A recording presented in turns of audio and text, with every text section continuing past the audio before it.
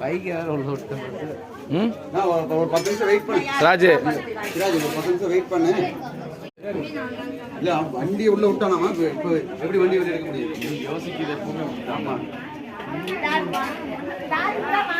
Video start பண்ணிட்டீங்களா இல்லையா? ஆ